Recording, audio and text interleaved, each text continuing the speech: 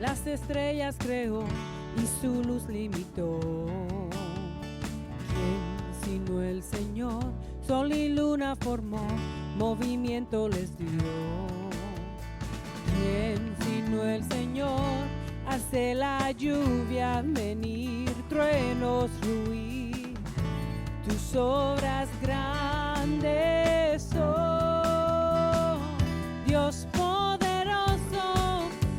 Gobiernas la creación, con tu palabra, Señor, te exaltaremos.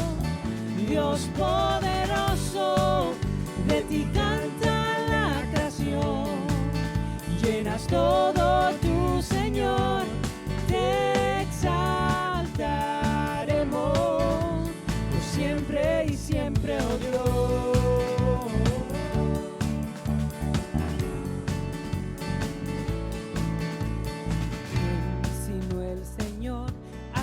En el plan para el hombre salvar. ¿Quién sino el Señor limpiará el pecado con su sangre y amor? ¿Quién sino el Señor puede dar vida y salvar por una cruz? Tus obras grandes son, Dios poderoso, tu gobierno. Con tu palabra, Señor, te exaltaremos. Dios poderoso, de ti canta la creación, llenas todo tu Señor, te exaltaremos, por siempre y siempre, oh Dios.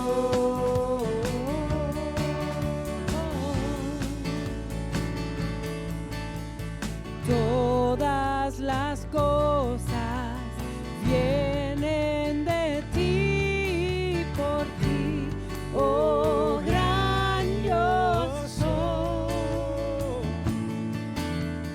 Todo es tuyo y para ti, oh Señor, oh gran yo soy. Todas las cosas.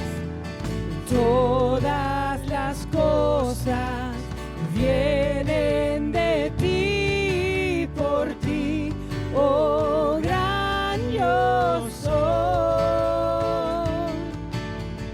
Todo es tuyo y para ti, oh Señor, oh gran yo soy.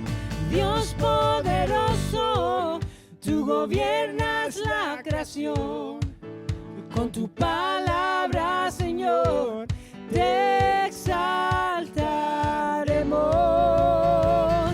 Dios poderoso, de ti canta la creación, llenas todo tu Señor, te exaltaremos, por siempre y siempre, oh Dios.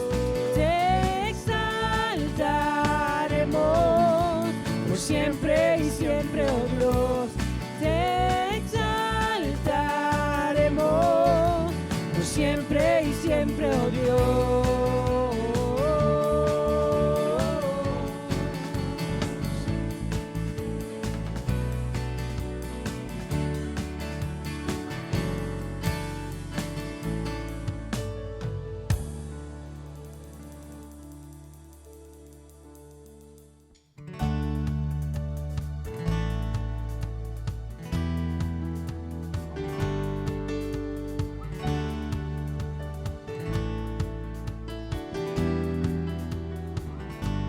Me has llamado a contemplar y gloriarme en la cruz, a explorar la profundidad de la gracia en Jesús, donde tu gran amor mi gran culpa perdonó.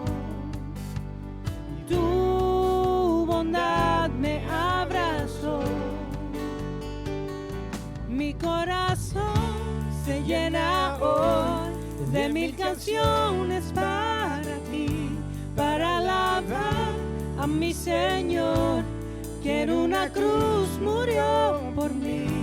Muestra la gloria y la hermosura de la cruz.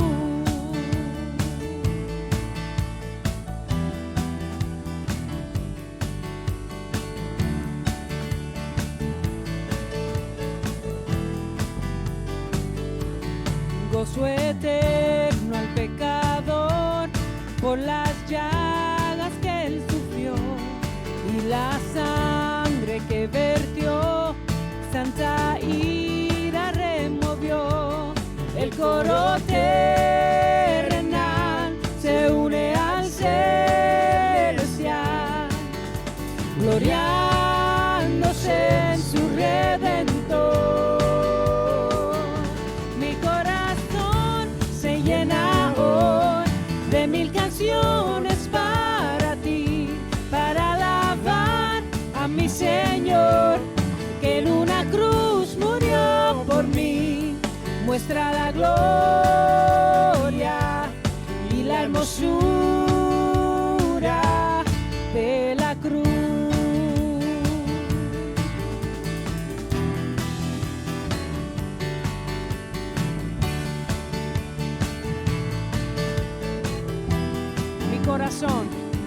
Mi corazón se llena hoy de 1000 canciones para ti, para alabar a mi Señor, que en una cruz murió por mí. Mi corazón se llena hoy de 1000 canciones para ti, para alabar a mi Señor, que en una cruz murió por mí. Muestra la gloria y la hermosura, muestra la gloria y la hermosura, muestra la gloria y la hermosura, muestra la gloria y la hermosura de la cruz.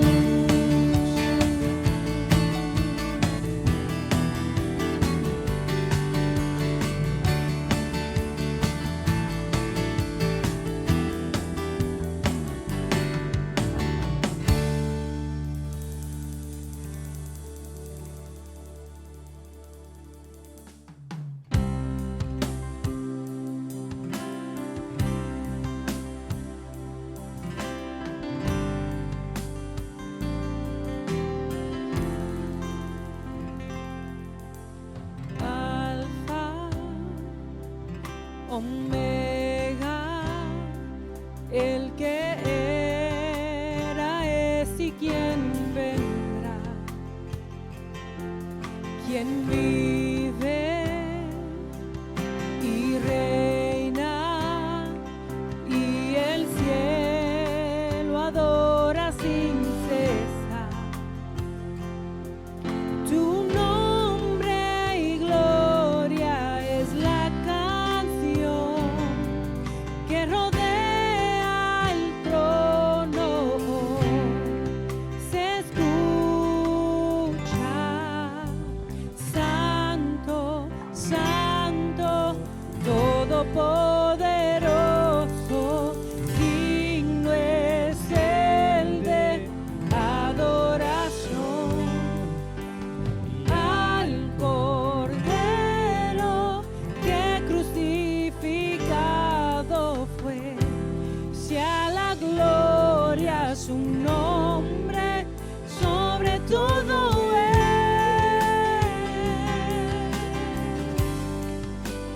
sobre todo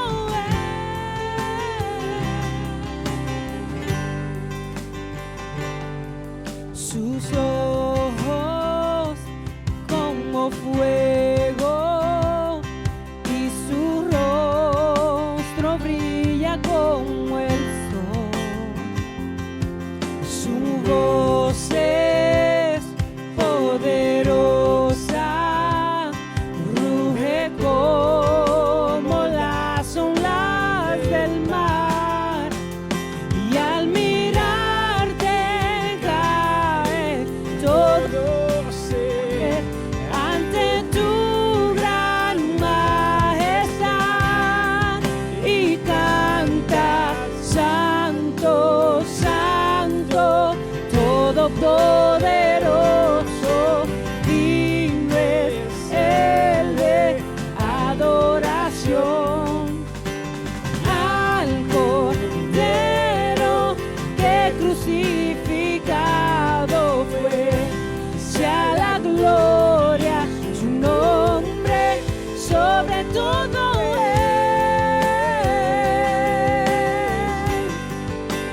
sobre todo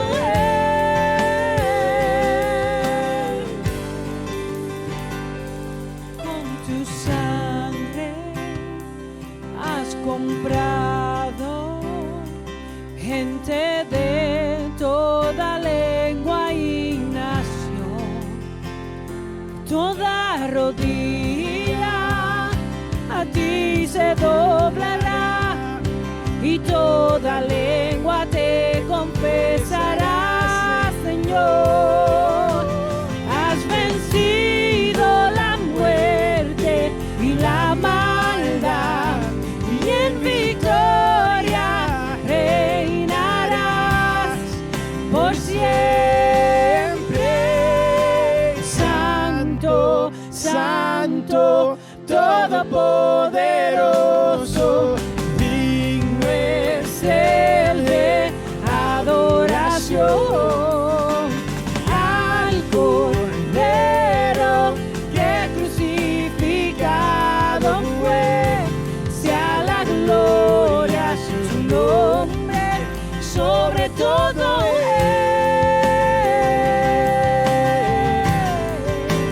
sobre todo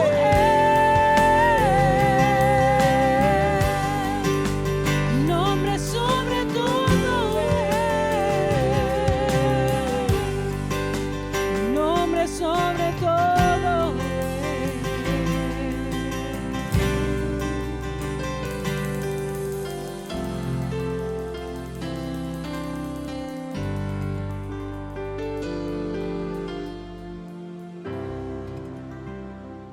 Dios bendiga, amados. Es hoy domingo de día de resurrección y estamos celebrando la resurrección de nuestro Señor Jesucristo de entre los muertos, y damos la gloria a Dios que nos da un fin de semana más para celebrar su muerte y su resurrección. Y aunque tengamos que hacerlo de esta manera, de este modo, a Dios alabamos por su providencia y por su bondad para con nosotros. No olviden, amados, sus ofrendas las pueden hacer a través de visitando la página del web, como lo han hecho muchos ya. Otros están quizás enviándola por correo, pero hermanos, no olviden que eso es parte de nuestra adoración y nuestro servicio y ministerio. Estamos hoy hablando del tema Jesús vive. Jesús vive. Y estamos en Juan 19 y Juan 20. Hay muchos de los que nos escuchan en el día de hoy, que no creen que el evento de la resurrección fue un hecho, y que la resurrección de Jesús no fue literal y no fue física. Yo voy a hacer esta pregunta a usted. ¿Está usted convencido personalmente que hubo una persona históricamente de por nombre Jesús de Nazaret, quien vivió y murió en el primer siglo en la tierra de Israel? ¿Está usted convencido de que en el tercer día, después de su violenta muerte por crucifixión, que antes de que su cuerpo decayese y entrase en decadencia, que Dios le levantó literalmente y físicamente de entre los muertos, y que Él hoy vive? ¿Cree usted que la resurrección es un hecho histórico real? como lo es cualquier otro evento con el cual usted sea familiar desde las páginas de la historia humana. Queremos reconocer que están aquellos que no creen esta verdad. Quizás usted lidia con algunas preguntas en su corazón. La pregunta que hacemos es: ¿por qué gente son tentadas a dudar de la resurrección? Y la razón es porque han venido a creer una de 6 argumentos en contra de la resurrección, o uno o varios de estos argumentos. Uno de ellos es que Jesús de Nazaret nunca existió. Hay quienes proponen que Jesús de Nazaret nunca existió, que no hubo tal personaje que vino en el marco de la historia en la tierra de Israel. Número 2, que la vida simple de Jesús de Nazaret realmente vino a ser la evolución de una leyenda, de una historia, de una mitología que se formuló para crear el Nuevo Testamento. Número 3, que la resurrección fue alucinación o que la gente simplemente tenían ilusión o que estaban siendo ilusoria. Número 4, que Jesús realmente no murió. Esta es otra idea. Número 5, que los testigos que vinieron aquella mañana a la tumba fueron a la tumba equivocada.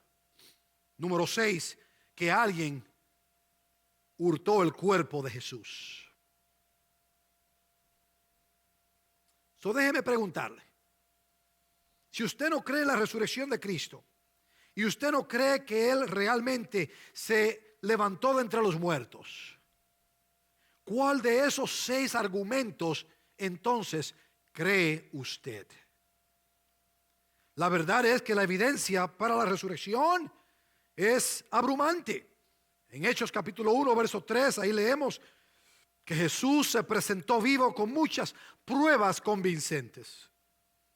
Un escritor lo pone de esta manera: los discípulos vinieron a la fe a través de evidencia empírica e inescapable, disponible para ellos y disponible para nosotros por medio de su testimonio escrito. De hecho, el testimonio que ellos dan y la evidencia que ellos presentan en el Nuevo Testamento documenta las respuestas que cada uno de esos argumentos que se van en contra de la resurrección. ¿Y por qué es esto importante, amados? Esto es importante porque la resurrección es clave, es central a la fe cristiana. Si la resurrección de Cristo no es verdad, entonces el cristianismo no tiene ningún valor. Lo que debemos es recoger nuestros motetes e irnos a nuestras casas, y yo creo que hoy literalmente estamos en nuestras casas. Y Pablo dice que si no hay resurrección, entonces nosotros debemos ser las personas más tenidas penosamente en el mundo. Pablo entendió la centralidad de la resurrección y la enfatiza. Pero eso no es todo lo que está en juego. No solamente la fe cristiana de un todo, sino también la credibilidad de Jesucristo mismo, quien dijo que Él habría de resucitar al tercer día. Jesús dijo que Él habría de levantarse de entre los muertos. Y si este hecho no se da, entonces la credibilidad de Jesús está bajo interrogancia. Un teólogo de Princeton, B.B. Warfield, escribe: Cristo murió deliberadamente. Cristo mismo deliberadamente planteó todo su reclamo sobre la resurrección. Cuando se le pidió por una señal, Él señaló la señal de la resurrección como la única y suficiente credencial para todos. Si no hay resurrección, entonces Jesús de Nazaret es meramente otro más engañador en la línea de los muchos engañadores. La resurrección es todo. Otro historiador de la iglesia escribe: la resurrección de Cristo es una enfática pregunta sobre la cual depende la verdad o la falsedad de la religión cristiana. Esta o es el más grande milagro o la más grande desilusión que registra la historia. Si la resurrección no es un hecho, lo que predicamos no tiene sentido. Nuestra fe es vana, dice la palabra. Lo que hace la resurrección importar es la muerte de Cristo que la precede. Creo que es importante que tomemos un poquito de tiempo en mirar a la significancia de la muerte de Cristo antes de mirar a su resurrección. Jesús fue crucificado a las 9 de la mañana, y en esas primeras 3 horas hasta la hora del mediodía, el Calvario era un lugar muy poblado, mucha gente, había mucho tráfico. Sin embargo, Jesús permaneció en silencio, solo dictando 3 expresiones en las primeras horas. Padre, perdónalos porque no saben lo que hacen. Dando palabras de vida a aquel pecador en la cruz, y palabras de estímulo y ánimo a su madre y amado discípulo Juan. Pero después de esas 3 horas, algo dramático sucedió. Así es como Marcos, el evangelista, lo registra. Él registra que Jesús clamó a gran voz, y preguntamos en qué contexto. Cuando llegó la hora sexta, tinieblas cubrió toda la tierra hasta la hora 9, dice Marcos. En otras palabras, Jesús clamó a gran voz, y él clamó desde las tinieblas. Al mediodía hubo tinieblas, y esas tinieblas duraron unas 3 horas. Y durante esas 3 horas, el Padre estaba juzgando el pecado en Cristo en la cruz. Nada transcurre durante estas 3 horas. Pero de repente, como a la hora 9, a las 3 de la tarde, algo sucede, y viene el llanto, el clamor de Cristo que procede de esas tinieblas. Marcos 15:34 dice: Jesús exclamó con fuerte voz: Eloí, Eloí, lema sabactani, que traducido significa: Dios mío, ¿por qué me has abandonado? Es obvio que la comunión que Cristo disfrutaba con el Padre mientras estuvo en la tierra fue quebrantada completamente. Que el Padre había abandonado a su Hijo durante esas 3 horas de tinieblas. Entendamos esto: que Jesús fue abandonado por el Padre para que nosotros no fuésemos abandonados en Cristo. Y es importante entender que el Padre abandona a Jesús.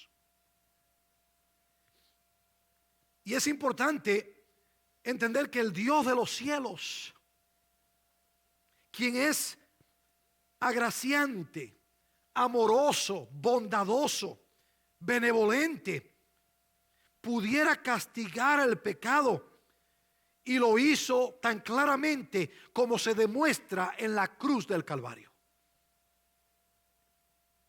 El Padre abandonó a su Hijo cuando Él cargó sobre sí el pecado de todos los que habrían de creer en Él, para que nosotros no experimentásemos jamás el abandono del Padre. Mateo luego nos dice que Él entregó su espíritu. Jesús entregó su espíritu. Jesús no murió porque fue crucificado. Él fue crucificado, pero Él murió cuando Él entregó su espíritu. Juan capítulo 10. Allí dice Jesús: yo doy mi vida para tomarla de nuevo. Nadie me la quita, sino que yo la doy de mi propia voluntad. Él murió porque Él escogió aquel momento para poner su vida por todos quienes habrían de creer en Él. Y en su muerte está tu esperanza y mi esperanza de redención. Y en su muerte está nuestra esperanza de estar justificados delante de Dios. Eso es lo que Jesús enseñó. En Marcos 10:45 Jesús dice que Él vino para dar su vida en rescate por muchos. Él vino para dar su vida en rescate por muchos. Es por eso que Él muere. La única manera en que Dios no abandonaría abandonaría a nosotros para siempre es que Jesús hubiese sido abandonado en lugar nuestro.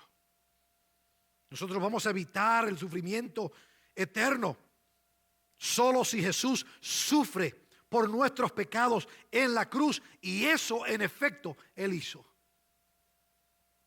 Él cumplió las demandas de la justicia de Dios a causa de nuestros pecados. De manera que, ¿qué significa la muerte de Jesús para nosotros? Significa de que quien se arrepienta y se torna de sus pecados reconociendo a Jesús como Señor, será perdonado de sus pecados. En Lucas 24, verso 47, Jesús ordena que en su nombre se predicara el arrepentimiento para el perdón de los pecados. De manera que esa es la muerte de Cristo, y esto nos trae al tema de hoy, la resurrección del Señor. En el pasaje de hoy en Juan, capítulo 19 y entrando al 20, Juan nos presenta 4 líneas de evidencia indiscutibles, indisputables, referente a la resurrección. Juan quiere que nosotros tengamos la confianza en la resurrección, que esto no es un asunto que simplemente nosotros creemos a ciegas, sino que la resurrección que nosotros hemos creído de Cristo nos es dada en la palabra objetivamente, que hay suficiente información, que hay suficiente documentación, que hay suficiente testimonio para convencernos de que la resurrección es una realidad. Vamos a examinar las evidencias que nos da Juan. Número 1, Jesús realmente murió. Versos 31 al 37 de Juan 19. Había una herejía que se levantó en el primer siglo de la historia de la iglesia, conocida como docetismo, que es esa idea, como tal, el verbo griego significa una apariencia. Y esta doctrina enseña que Jesús simplemente lucía como un hombre o parecía ser un hombre, y que su muerte fue también aparente, que fue simplemente una aparente muerte, que no fue una realidad. Lo primero que Juan nos hace ver a nosotros es que la muerte de Jesús fue un hecho real. Esto es lo que explica, amados, que otras religiones en el mundo rehúsan aceptar la muerte literal y física de Jesús en la cruz, porque han adoptado la herejía del docetismo. Un hombre llamado Venturini, unos siglos pasados, promovió la idea de que Jesús realmente no murió.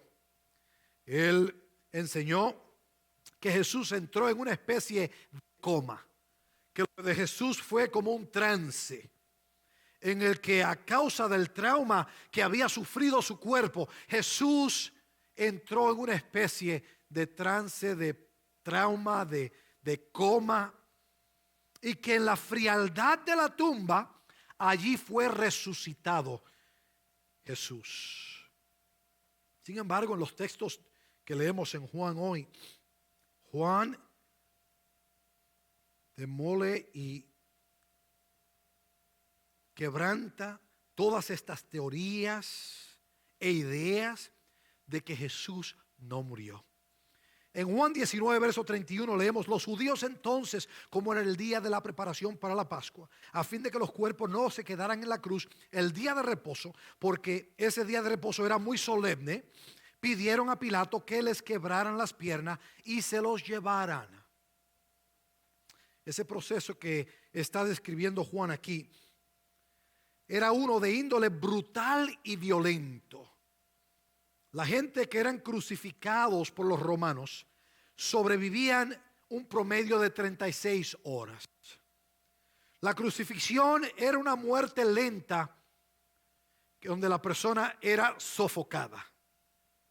Después de muerto, los romanos venían, dejaban los cuerpos colgando de la cruz para que aves vinieran y se comieran el cadáver, y como para también desanimar a otros a no cometer criminalidad.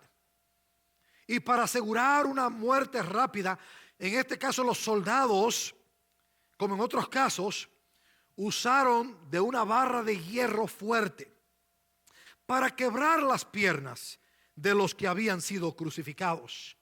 Al romperle sus piernas, al quebrar sus piernas, eso hacía que entonces la víctima pudiera levantarse para ayudarse a sí mismo a buscar y a obtener oxígeno que su cuerpo desesperadamente necesitaba. De manera que la víctima entonces moría sofocada. De manera que estos hombres que fueron crucificados a las 9 de la mañana y necesitaban morir mucho antes que llegara el día sábado, entonces comienzan los soldados romanos a quebrar piernas, y comenzaron con los que estaban al lado de Jesús. Verso 32 y 33 de Juan 19. Fueron pues los soldados y quebraron las piernas del primero y también las del otro que había sido crucificado con Jesús. Pero cuando llegaron a Jesús, como vieron que ya estaba muerto, no le quebraron las piernas. Los soldados romanos eran veteranos crucificando gente y sabían cuando alguien estaba muerto. Cuando llegan a Jesús, ellos están convencidos de que Él está muerto. Pero para asegurar que está muerto y para de verdad hacer lo que esté muerto, no le quiebran las piernas, pero tomaron nuestra acción. Versos 34 y 35 de Juan 19. Pero uno de los soldados le traspasa el costado con una lanza, y al momento salió sangre y agua. Y el que lo ha visto ha dado testimonio, y su testimonio es verdadero, y él sabe que dice la verdad, para que vosotros también creáis. Juan vio las cosas como sucedieron. Mucho se ha dicho sobre el agua y la sangre que sale del costado de Jesús. Pero el punto que Juan está haciendo es que los soldados estaban absolutamente seguros de que Jesús había muerto, y ellos aseguraron que estuviese muerto cuando penetraron la lanza en su costado. Ahora, ¿por qué sucede esto? Versos 36 al 37 dice que esto vino a raíz para cumplir profecías del Antiguo Testamento, que el Cordero Pascual, como dice Números capítulo 9 y verso 12, ninguno de sus huesos, de los huesos de Jesús, habrían de ser quebrados. Y la otra profecía es que cuando Jesús regrese, habrían de mirar al que traspasaron. Zacarías 12:10. Cuando traspasaron a Jesús, el corazón de Jesús, los soldados aseguraron que Jesús estuviese muerto. Y Marco nos dice que Pilato citó al centurión que estaba a cargo de la cruz para que le diera reporte de Jesús, porque en alguna manera Pilato está oyendo que él ha muerto, pero como que esto no, él no lo puede entender. No era normal que las víctimas morían tan ligeramente. Marcos 15, 44 al 45, leemos: Pilato se sorprende de que habría muerto, y llamando al centurión le preguntó si ya estaba muerto. y comprobando esto por medio del centurión, le concedió el cuerpo a José, en este caso José de Arimatea.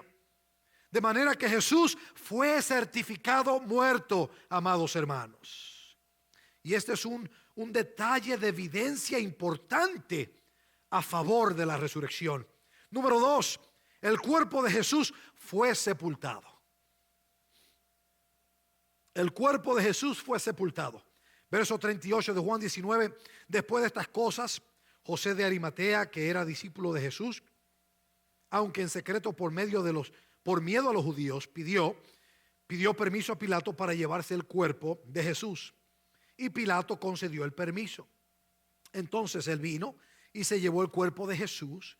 Y Nicodemo, el que antes había venido a Jesús de noche, vino también trayendo una mezcla de mirra y aloe, como de 100 libras.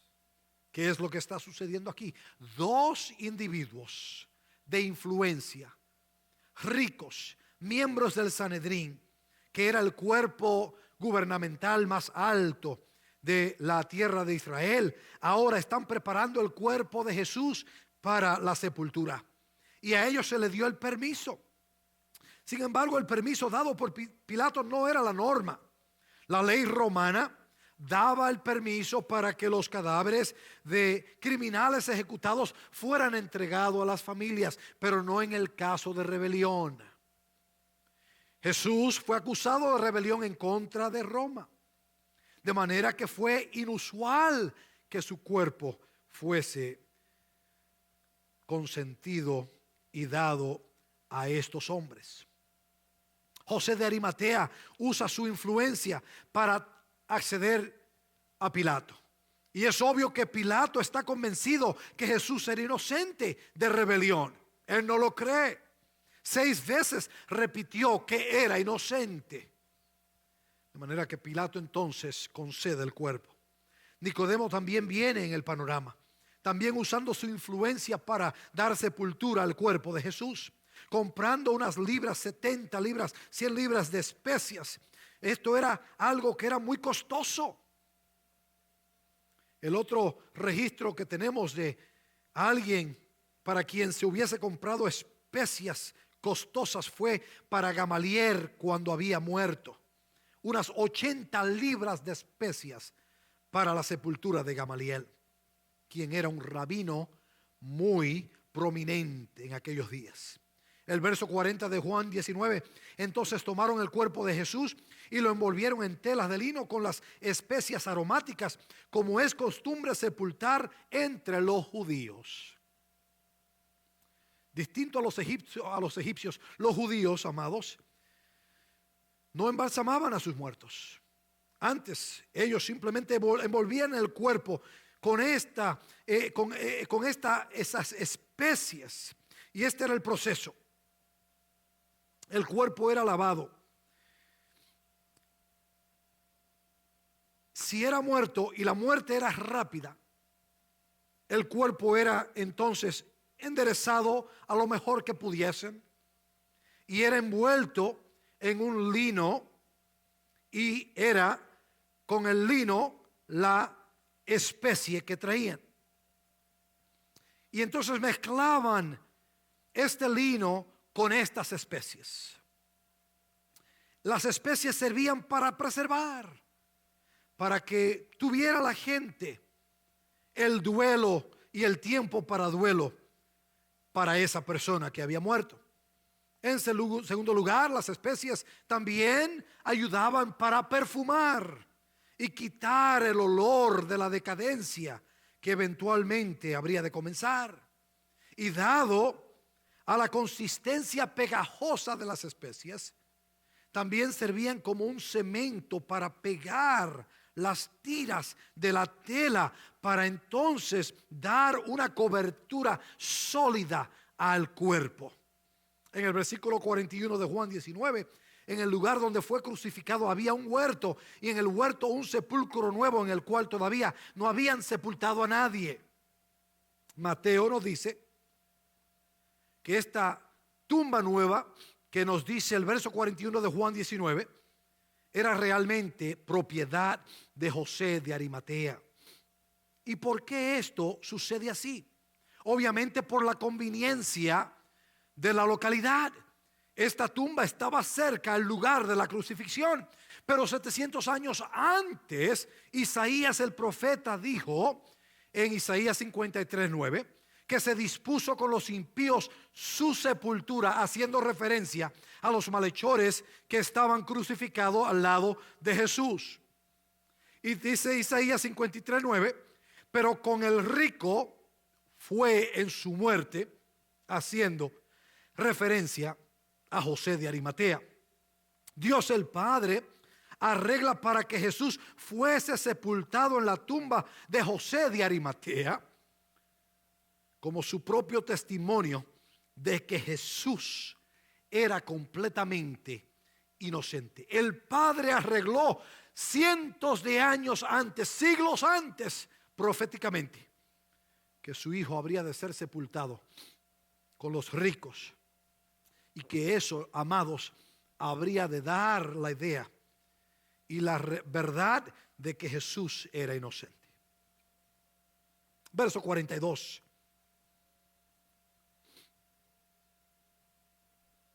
Por tanto, por causa del día de la preparación de los judíos, como el sepulcro estaba cerca, pusieron allí a Jesús. Mateo añade que José movió la piedra contra la entrada de la tumba. ¿Por qué? Porque lo que se quería hacer era mantener los animales fuera de la tumba para que no devorasen el cuerpo, y para prevenir que los cadáveres y que el cadáver fuese hurtado. De manera que el cuerpo de Jesús fue cuidadosamente sepultado y asegurado. Pero Mateo 27 nos dice más. Y usted puede ir a Mateo 27, capítulo 27, versículo 62. Al día siguiente, que es el día después de la preparación, se reunieron ante Pilato los principales sacerdotes y los fariseos, y le dijeron: Señor, nos acordamos que cuando aquel engañador, miren cómo se refieren a Jesús, cuando aquel engañador aún vivía, dijo: después de 3 días resucitaré. Por eso ordena que el sepulcro sea asegurado hasta el 3er día, no sea que vengan sus discípulos, se lo roben y digan al pueblo: ha resucitado entre los muertos, y el último engaño será peor que el primero. Y Pilato dio permiso. Y Pilato autoriza que la guardia romana vaya, una guardia romana de unos 12 soldados que habría de velar y proteger la tumba.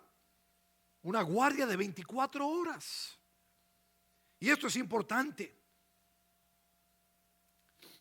porque el ataque más común en contra de la resurrección es aquel que supuestamente el cuerpo fue hurtado. Esa era la preocupación de los líderes judíos, que el cuerpo fuese hurtado. Lo que ellos hacen entonces es asegurar que esa explicación nunca fuese jamás una explicación propia para hablar o refutar la resurrección. Juan el evangelista y Mateo destruyen esta teoría cuando ellos cuidadosamente sepultan el cuerpo de Jesús y lo aseguran. Esto es otro problema para aquellos que reclaman que Jesús simplemente entró en un trance, en una coma. Tienen que explicar cómo un hombre quien ha sufrido tan seria trauma y pérdida de sangre pudiese manejar, liberarse a sí mismo cuando tenía 70 libras o más, 100 libras de especias pegadas a su cuerpo. Una tumba que estaba sellada con una piedra pesada que requería varias personas para moverla. Que también había una serie de soldados listos para defender y proteger y asegurar la tumba. Jesús fue certificado muerto y su cuerpo fue cuidadosamente sepultado y asegurado. Número 3, la tumba de Jesús estaba sin disputa alguna vacía. En Juan capítulo 20, verso 1 al 10, desde el primer Easter y por los próximos 400 años de la historia de la iglesia, ambos amigos y enemigos de Jesucristo, todos están en acuerdo de este hecho, que la tumba estaba vacía en aquel domingo en la mañana. Los primeros 400 años de la historia de la iglesia, amigos y enemigos del Señor acordaban que la tumba estaba vacía aquel primer domingo de semana, aquel domingo de resurrección. Y en Juan capítulo 20, versículo 1 en adelante, en el primer día de la semana, María Magdalena fue temprano al sepulcro, cuando todavía estaba oscuro, y vio que ya la piedra había sido quitada del sepulcro. Entonces corrió y fue a Simón Pedro y al otro a quien Jesús amaba, y le dijo: se han llevado al Señor del sepulcro y no sabemos dónde le han puesto. El lenguaje que usa Juan aquí en Juan 20 es fascinante. Es un contraste intencional con lo que leemos en Juan capítulo 11 para la resurrección de Lázaro. Cuando Jesús dice a Lázaro: sal fuera, Lázaro sale y se presenta a la entrada de la tumba, pero todavía está atado con la ropa con la que había sido sepultado. Pero no así Jesús. La envoltura de Jesús más bien estaba como sin tocar en su tumba, como si el cuerpo de Jesús traspasó la envoltura que habían puesto en su cuerpo, y también traspasó todas las libras de especias que estaban en su cuerpo, de la manera que Jesús apareció en un salón donde estaban los discípulos sin abrir la puerta. Él simplemente traspasó la ropa que le habían puesto, y en un área cercana puso lo que había en la envoltura de su cabeza. O sea que Jesús dejó bien organizada su tumba.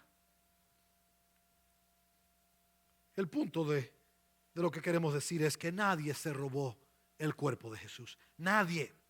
Si usted se iba a robar el cuerpo de Jesús y había una guardia romana pendiente protegiendo aquella tumba, ¿cómo usted iba a vencer y dominar esos soldados?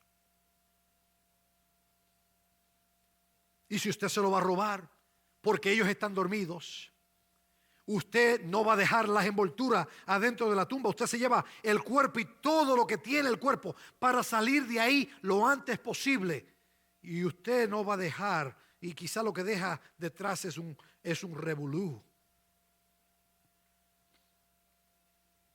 El punto es que no se puede explicar en una manera humana la tumba vacía de Jesucristo. Versículo 8 de Juan 20 dice: entonces entró también el otro discípulo, el que había llegado primero al sepulcro, y vio y creyó. Juan entró a la tumba y creyó, no por lo que dice la escritura, sino que entra y ve la tumba vacía, y lo que él ve le hace entender que Jesús había resucitado. Miren lo que Juan dice en Juan 29 y 10, porque todavía no habían entendido la escritura, que Jesús debía resucitar de entre los muertos. Sin embargo, Juan está capturado por la tumba vacía y concluye que Jesús ha resucitado entre los muertos.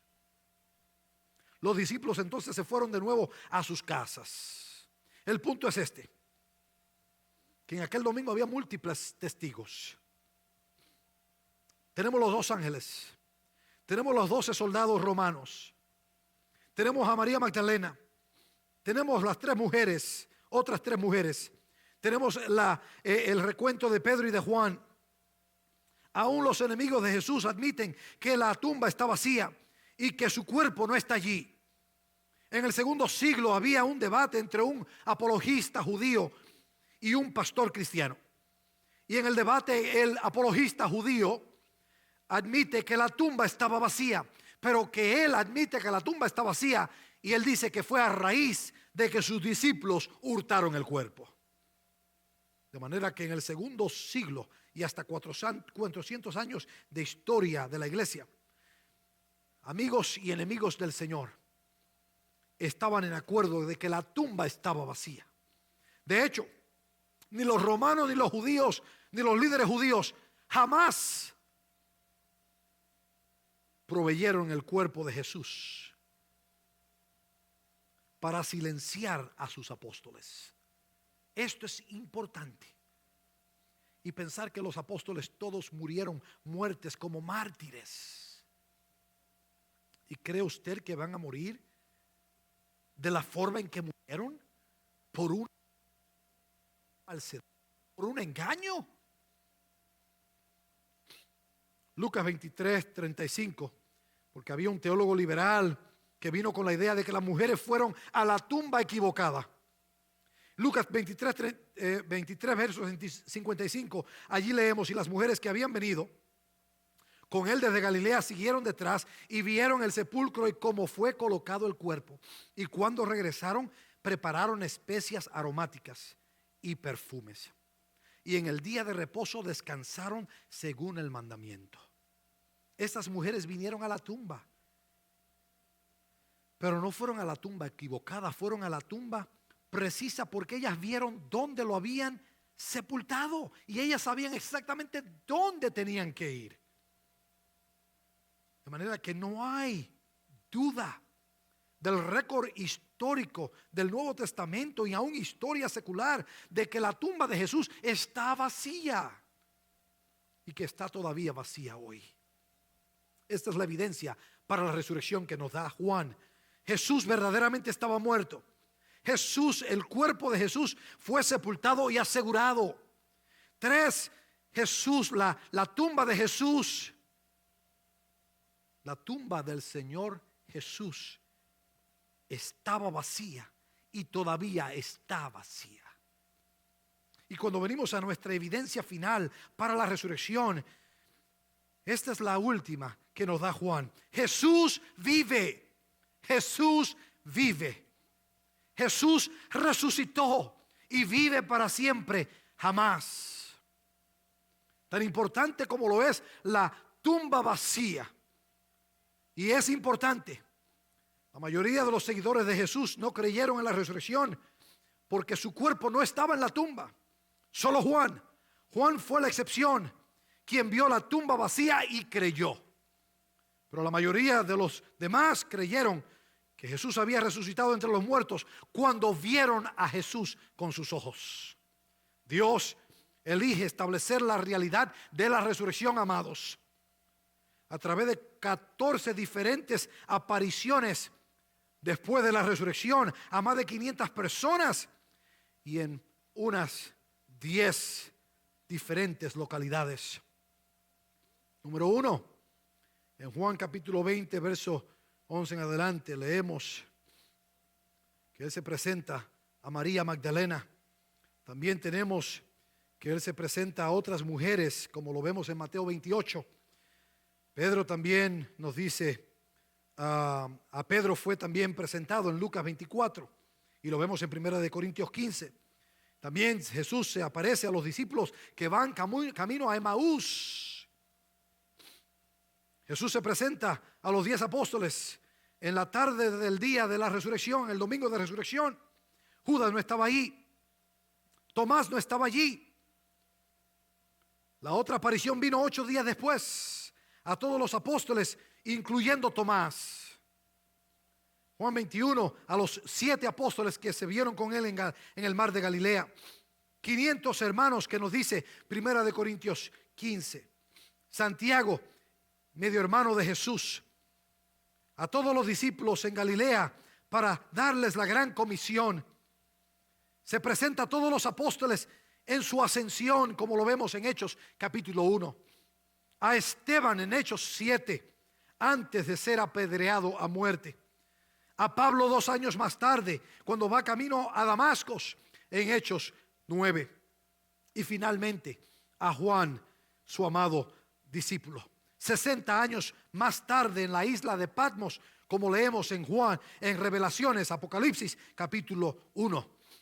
Y al ir a través de toda la evidencia del Nuevo Testamento, es completamente imposible para que la resurrección fuese una alucinación o algo ilusorio por parte de los discípulos. Y la más grande evidencia de la resurrección es ver a Cristo resucitado, que fue lo que todas estas personas vieron. El caso que hace Juan de la resurrección es irrefutable. Jesús verdaderamente estuvo muerto. Jesús verdaderamente fue sepultado. Jesús verdaderamente tiene una tumba vacía. Y Jesús verdaderamente vive hoy y vive para siempre, jamás. La significancia de la resurrección. La resurrección es nuestra victoria por sobre el pecado. No hay nada material que pueda satisfacer el alma. No nuestras posesiones materiales, nuestro intelecto, nuestra genialidad política o cual sea la cosa que exalte nuestro ego. Estas cosas solo dan alegría temporaria. Usted puede tener todas estas cosas. Sin embargo, sus pecados, tanto secretos como abiertos, pueden destruir su vida. En aquella cruz Jesús destruyó el pecado e intercambió nuestra debilidad a través del poder del Espíritu Santo en la vida nuestra como hijos de Dios y creyentes del Señor Jesucristo. Romanos capítulo 6, versos 3 al 4. ¿O no sabéis que todos los que hemos sido bautizados en Cristo Jesús hemos sido bautizados en su muerte? Por tanto, hemos sido sepultados con Él por medio del bautismo para muerte, a fin de que como Cristo resucitó de entre los muertos por la gloria del Padre, así también nosotros andemos en novedad de vida. También leemos esta verdad amplificada en Romanos 8:11. Pero si el Espíritu de aquel que resucitó a Jesús de entre los muertos habita en vosotros, el mismo que resucitó a Cristo Jesús de entre los muertos, también dará vida a vuestros cuerpos mortales por medio de su Espíritu que habita en nosotros. El pecado de los creyentes fue sepultado, de manera que el creyente recibe un nuevo poder a través del Espíritu Santo para derrotar el pecado en su vida. No es por esfuerzos humanos, no es por bondad humana que nosotros venimos a ser cristianos. Es solo por la gracia, por medio de la fe en Cristo Jesús, quien murió y resucitó y cuyo poder de resurrección ahora está en nosotros. Nuestra victoria sobre el pecado, nuestra es la victoria sobre el pecado, amados. El pecado que ataca nuestras vidas, el pecado del hurto, de las mentiras, del enojo, de la amargura, del adulterio, de la fornicación, del abuso de los niños, etcétera. La victoria puede ser nuestra y es nuestra hoy si creemos por fe en la historia de la resurrección de Cristo Jesús. Otra significancia de la resurrección es que nos da la eterna vida, el don de la vida eterna. 1 Corintios 15, verso 16. Pues si los muertos no resucitan, entonces ni siquiera Cristo ha resucitado. Y si Cristo no ha resucitado, vuestra fe es falsa. Todavía estáis en vuestros pecados, entonces también los que han dormido en Cristo han perecido. Uno de los grandes beneficios de la resurrección del Señor Jesucristo es saber que un día, que sin importar los sufrimientos y la angustia en el mundo, incluyendo la pandemia que hoy estamos viviendo, nosotros seremos resucitados después de la muerte y viviremos con Jesús para siempre, jamás, en su glorioso reino que espera a todos los que creen en Él. Por eso es que muchos han perecido, muchos han sufrido persecución, muchos han sido muertos y destruidos por el enemigo en todo el mundo, negros y blancos, todos pacientemente llevando el dolor y el sufrimiento, buscando a la resurrección, porque saben y sabían que la resurrección es real, es un hecho. Y ha revolucionado y ha transformado sus vidas que habían sido llenas de pecados a vidas santas y vidas piadosas.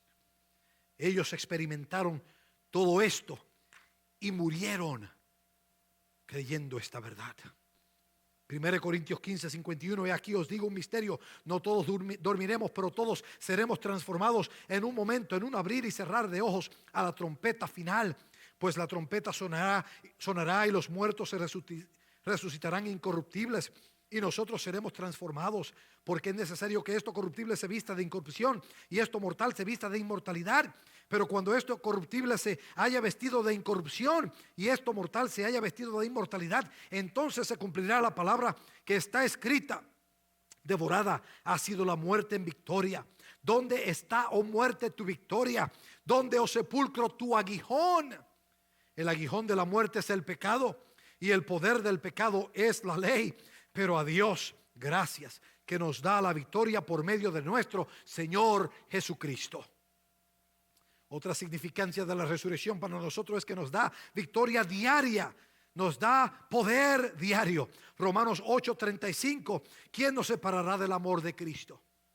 Tribulación o angustia o persecución o hambre o desnudez o peligro o espada, tal como está escrito: por causa tuya somos puestos a muerte todo el día. Somos considerados como ovejas para el matadero. Pero en todas estas cosas somos más que vencedores por medio de aquel que nos amó. Es solo el poder de la resurrección que puede dar la victoria que nos describe en este pasaje. No importa las luchas, no importa las pruebas que tengamos nosotros los hijos de Dios, nosotros podremos mantener una paz y movernos adelante. Puede ser el hambre, puede ser la falta de dinero, puede ser enfermedad. El creyente está asegurado que Dios nunca le abandonará, que Dios nunca le va a desamparar, y mucho más cuando permanezcan firmemente confiando en el Señor. Como Job, quien perdió toda su posesión material y el enemigo buscó destruirle. Sus amigos le acusaron de que quizás por sus pecados estaba sufriendo.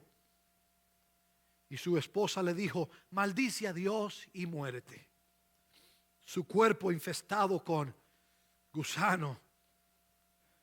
Y esto es lo que afirma Job: yo sé que mi Redentor vive, y al final se levantará sobre el polvo, y después de deshecha mi piel, aún en mi carne veré a Dios, al cual yo mismo contemplaré, y a quien mis ojos verán y no los de otro.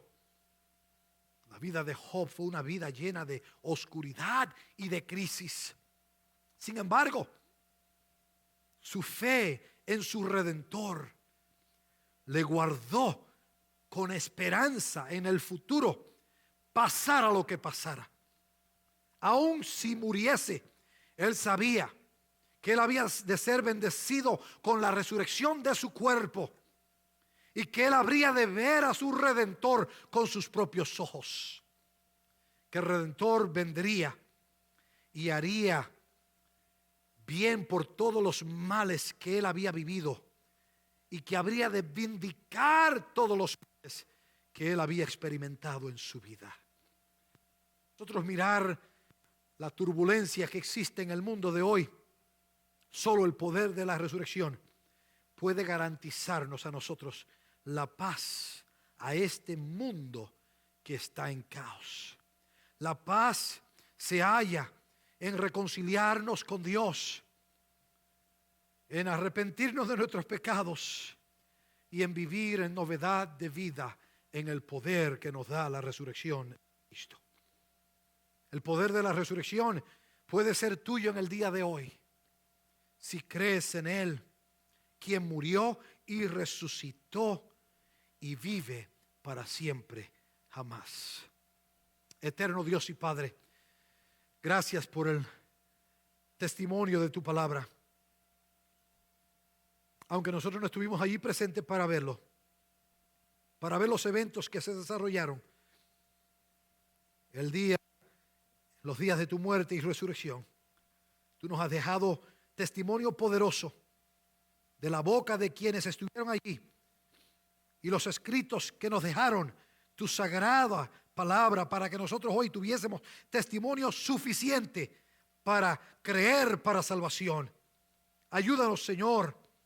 Oramos por aquellos que están en Cristo, que seamos fortalecidos, que seamos estimulados en nuestra fe, que seamos recordados de que nuestro Señor vive todavía y que está sentado en su trono que su Padre le ha dado.